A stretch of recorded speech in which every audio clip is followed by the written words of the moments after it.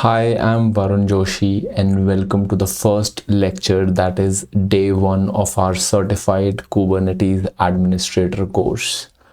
Today we'll explore the fundamentals of Docker, why it is so powerful and how it solves real-world problems. Now, before we understand Docker, let's first understand what were the challenges that were faced before Docker, which resulted into existence of Docker. On your screen, you see 3 environments: development, testing, and production.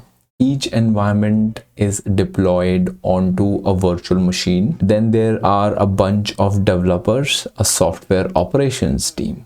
Now, what happened was developers would develop the code, they will test it onto their machines or virtual machines, then they will hand over the code to the software operations team. Software operations will test the code in the testing environment and then they will deploy this onto the production environment. While I'm saying this looks so easy without any errors, but that is not how it is. There are challenges with this approach. The first challenge is the dependency management. Something could work in VM1 and that something might not work in VM2. Why it wouldn't work? Firstly, let's understand that. When we are talking about 2 different teams or 3 different teams or 3 different virtual machines, we must understand that these virtual machines are silos. This development environment is heavily used by developers who are installing software and applications left, right, and center. Then you have a testing environment which is in control of software operations. They are also doing the same. They are installing the software, removing it, adding new libraries, requesting for opening new ports, and then you have a production environment. And production environment is tightly governed, but there was no guarantee that the software that is installed onto the production environment is consistent with the software that is running in the development and the testing environment. This creates a problem. Imagine I have a Java application which requires Java 9. It might work in development environment because development has Java 9, testing has Java 9, but production, as this red cross signifies, doesn't have Java 9. That creates a problem. That creates a dependency. That is the first challenge. Dependency management. Different operating system tools, dependencies. Example, dev on Python 3.4, but the production has Python 3.1. Application that you are deploying in this scenario, let's take that example. It works in development and testing because they were running Python 3.4. But the application breaks when you try to deploy that onto production because production has 3.1 installed. This is a major problem. Second is inefficient resource usage. What do I mean by inefficient resource usage? If I talk about VM1, VM1 has its own operating system. VM2 has its own operating system. VM3 its own operating system. If let's say you want to host application 2, you will spin another virtual machine. Another virtual machine implies one more operating system in each environment. We must understand that each operating system first takes space, that is storage. Second, operating system has licenses associated with it. This creates a problem. This results in inefficient resource usage. Third is complex and error-prone deployment. Why it is complex? Firstly, you are doing everything manually. You are setting up VM1, then you are setting up VM2, setting up VM3. Then you have different teams working who are installing software left, right, and center. This makes this whole solution very complex. Error-prone. Why is it error-prone? Because you could be running different software. This VM might have port 30 opened. This might not have that port opened. So this creates a lot of problems. That's why it is complex and error prone. Final one, the fourth one, is lack of isolation. You have multiple applications on the same VM. Let's say a developer decides, okay, I'm testing application 1 on this machine. Let me also test application 2 on this machine. Now when 2, 3, 4, 5 applications are running on the same virtual machine, then that creates collisions. Now how collisions, Varun? Application 1 requires Python 3.7, application 2 requires Python 3.4. Again, That creates a problem. Application collisions. A same port might be required by both the applications. These problems resulted in lack of isolation. Now, if you are running each application in a separate VM itself, then that causes inefficient resource usage. It gives you isolation for sure, but resource usage is not efficient. If all the applications are deployed onto a single VM, that does not give you the isolation benefit, but it creates app collision. So these were the challenges that developers and infrastructure teams and project managers faced when Docker didn't exist. Now, what is Docker? You would have often seen that whenever you search for Docker pictures, you see these shipping containers. And let's go back in time and imagine how was life when shipping containers didn't exist. So to transport goods from one place to another, you had multiple options. You had the air medium, the land medium, and the sea medium, and there was no standardization in boxes. So there were different sizes of boxes that were used to transport goods. Now, if you have different sizes of boxes, then the tooling that you require to disboard and onboard the boxes are different. So for example, if I transport 5 different sizes of goods, I'll require 5 different types of tooling for that. So there was no standardization. The shipping containers came and said, okay, we'll standardize things. Now, every shipping container will have the same dimensions, and accordingly, we'll transport these containers onto, airplanes, trucks, trains, cars, etc. Then shipping containers are portable. You can port them from one continent to another. They are isolated, so you can contain your perishables in one container and you can transport your electronics in another. That differentiates what is in each container. So this brings out isolation. Third is scalable. If you want to transport goods, multiple goods, then you can use multiple containers. One could contain your electronics, perishables, etc. These are efficient at what they do. Why are they efficient? They are efficient because they are standardized. You do not waste space. Similarly, what shipping containers did to transportation of goods, Docker did for your application. Now, with Docker, there is a standard set. What is the standard, Varun? The standard is the Docker file. Anything that you create must be written in a sequence and must be written following a standardized structure. That is how standardization comes into picture. Docker brings portability. So if an application runs in a MacBook, it will also run in the Linux box, because Docker packages your application in such a way that it is uniform. It works on A, B, C. As long as Docker engine is installed, that container will run, application will run. Then they are isolated. We had a problem there. You could have a different container running your application 1. You can have different container running your application 3. Containers are scalable. If let's say there is too much of load, you can spin multiple containers. The multiple containers will run your same application. Then they are efficient. How are they efficient? They're efficient because they brought in standardization. Docker brought in standardization. Each container does not waste resources. Containers only use what they are given, not beyond that. Now, in summary, Docker is a platform for containerization that simplifies development and deployment. Containers package applications along with all dependencies in an isolated environment. Now, what are dependencies? So you have your application, then anything else that your application depends on is called dependency. For example, if you are developing an application, if you are packaging your application in Docker, then Docker engine becomes a dependency. The machine should be running Docker engine for that image, for that container to run onto a machine. That's a dependency. Libraries, for example, I might need Java 9. The Java 9 becomes a dependency for your application. Configuration file. So maybe a configuration file defines how your application connects to the database. That's also a dependency. A dependency is anything that your application depends on. Okay. Now,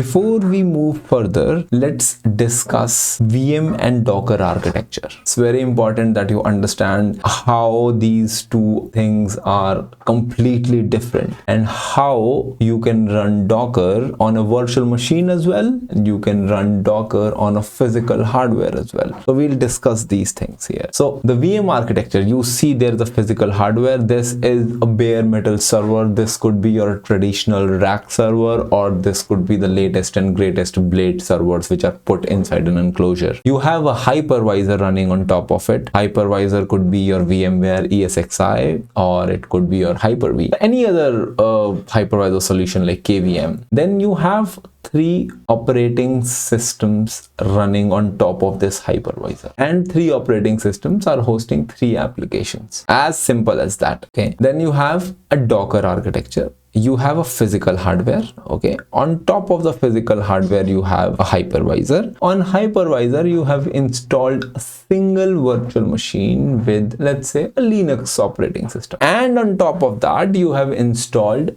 Docker engine. And once the Docker engine is installed, then you can run multiple containers onto it. In this example, I have shown a virtual machine and a hypervisor. You can also remove these 2 layers and only have the operating system directly installed onto the physical hardware. I have not seen these kinds of deployments these days. Everyone uses VMs for Dockerization and even for Kubernetes. So this is the architecture that you would often see. Even the cloud providers are using this. So this is VM versus Docker architecture. Okay. Now we know what Docker is, but let's understand the high level workflow with Docker, how things function. Now, developer will write the code. Once the code is written, the developer will integrate that code with the Docker file in the Docker file. So what is Docker file? Docker file is code plus all the dependencies. Here I have shown a very simple Docker file that just consists of 2 lines. First line says use the latest Ubuntu image as my base image. Okay, we'll discuss this in detail in a later lesson, but for now just have a high level view of it. And then I'm saying once the container runs, the command that should be fired is hello Docker. As simple as that. So once you have the Docker file with you, you create a Docker image out of that. Now, what is Docker image? Docker image is something that is created using Docker file. The command that you use to create a Docker image is Docker build. We'll explore this further again. Okay. Once the Docker image is created, then you can distribute this, and anyone who has Docker engine installed onto their machine will be able to run your application. So Docker container is created using Docker run. You can run it anywhere where Docker is installed. Okay, this is a very high level workflow.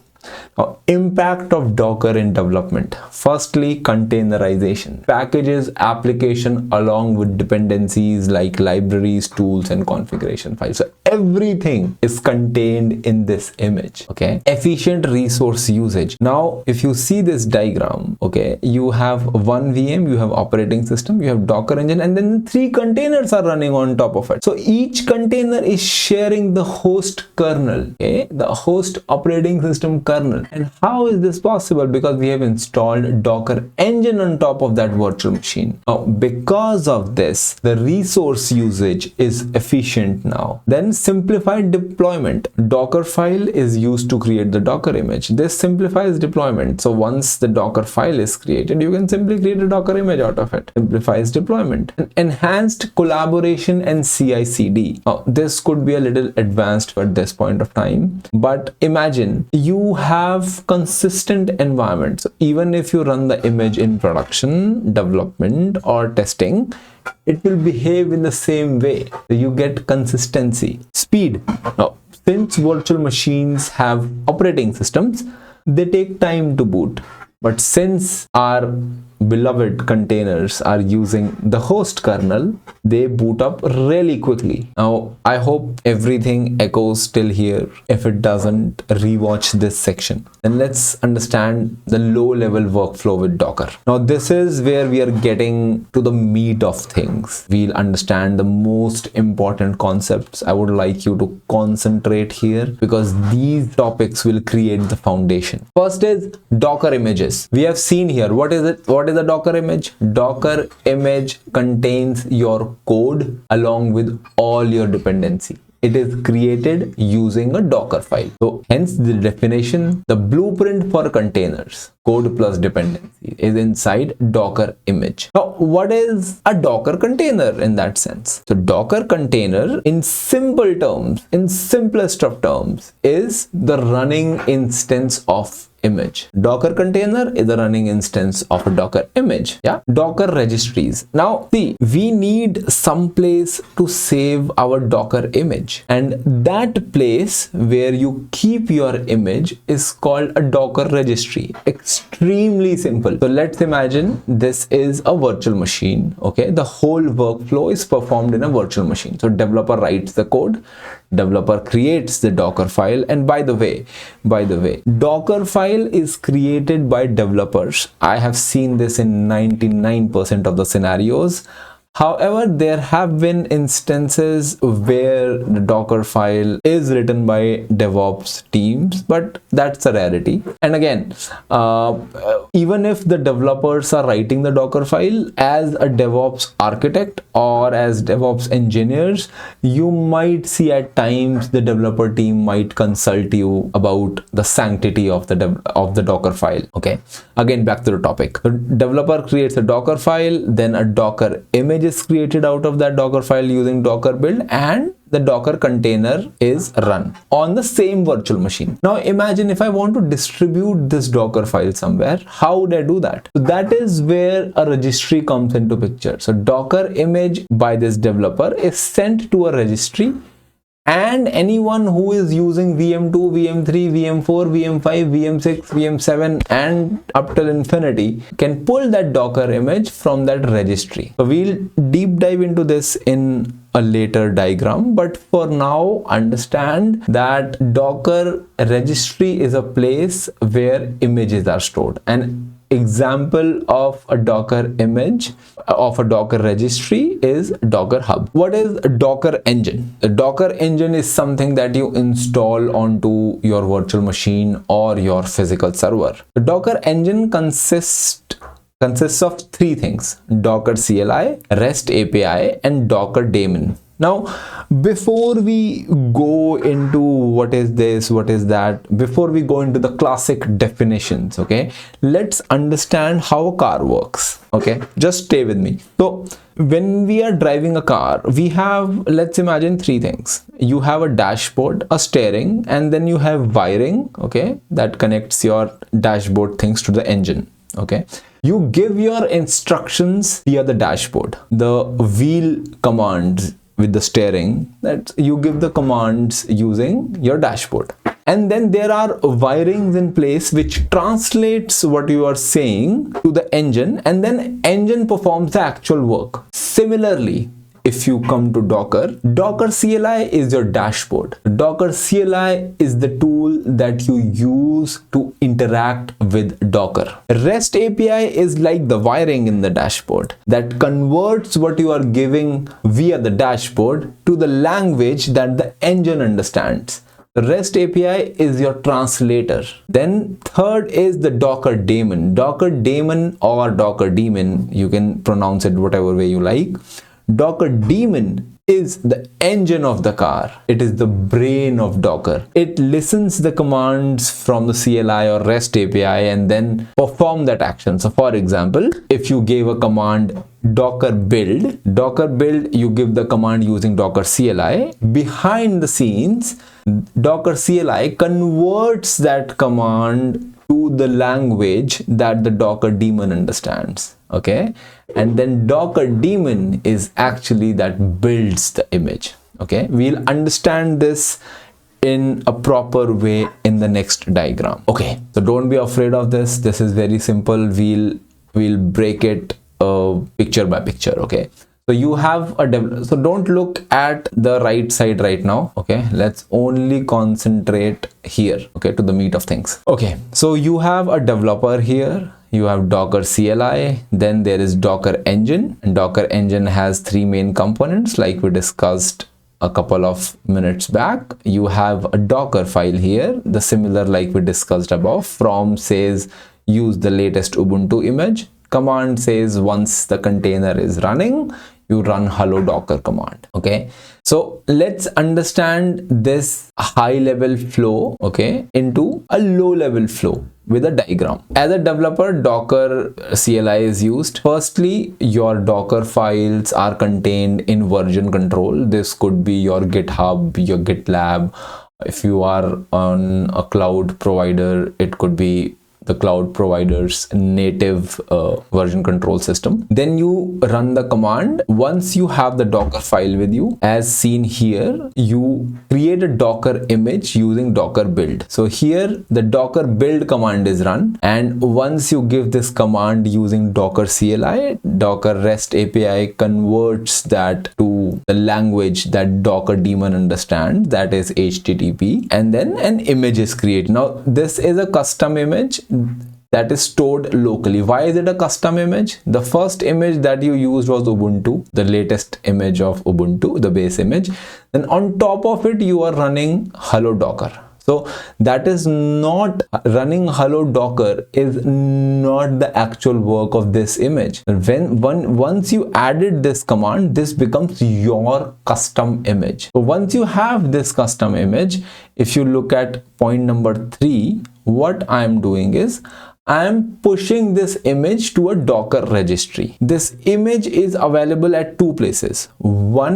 First place is your local machine. Second place is in the Docker registry. Fourth is you run a container using Docker run. This is a VM in development environment. The developer did all the coding, and then the developer run this container in the same VM itself. Once the developer is comfortable, he pushes the image to a Docker registry like we saw in the third step. Okay, now once that push happens in the Docker registry, then anyone else part of that application, any teams that are supporting that application, can pull that image from the Docker registry and use it. Now Docker registry could be a public one or a private one. We'll deep dive into this in a later lesson, but for now understand that there could be private Docker registries like JFrog's Artifactory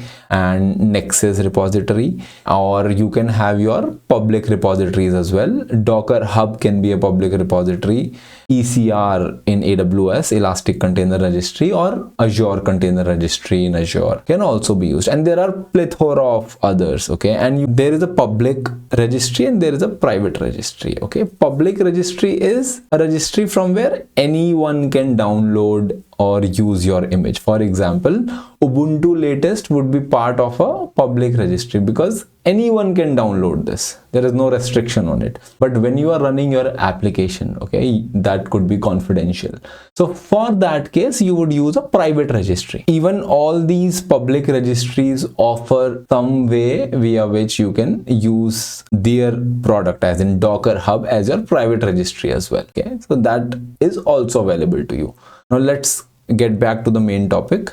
Here what is happening is I have a VM in test environment and I have a VM in production environment. I have my DevOps team. Now understand the difference. When we were discussing initially the very first diagram, we showed here our software operations team with DevOps coming into picture, with Docker coming into picture. This team is called your DevOps team. DevOps team could have multiple bifurcations within them. You can have your Linux teams in testing team, then Jenkins, there are plethora of tools, okay, Kubernetes and so on. But at a very high level, everyone is called, they are part of the DevOps team. Now, DevOps team can simply pull this image from the Docker registry using Docker pull and run it on the testing environment. The good part is it will run in the same way like it did in the development environment. The developer said, okay, it is working in my machine, it is working in my VM. DevOps team will say it is working in my testing environment as well, it works in my production environment as well. And that is how Docker simplified the deployment. Now previously, okay, if you look at the diagram above, the developer would say it works on my machine, why it is not working in your machine? You saw here, right? So that creates a bigger issue. I mean, you can look at it, it is called it works on my machine. It worked on development VM, but it didn't work on production VM. And software operations is not equipped that much that they can troubleshoot why it is not working in production and it works in development. So these two used to work together and fix the problem. But now there is nothing like that. If it works here in the development VM, it will also work in the test environment or also in the production environment. Okay, so that's it for this lesson. Today we learned what Docker is, the problem it solves, and the core benefits of Docker. In the next lecture, we'll dive deeper into Docker commands and we'll understand what are the components of a Docker file. And then if time permits, we'll also look into, we'll also containerize our first application. If you have any questions, feel free to drop them in the comment section. If you found my lecture useful, consider liking, sharing, and subscribing. Until then, thank you very much.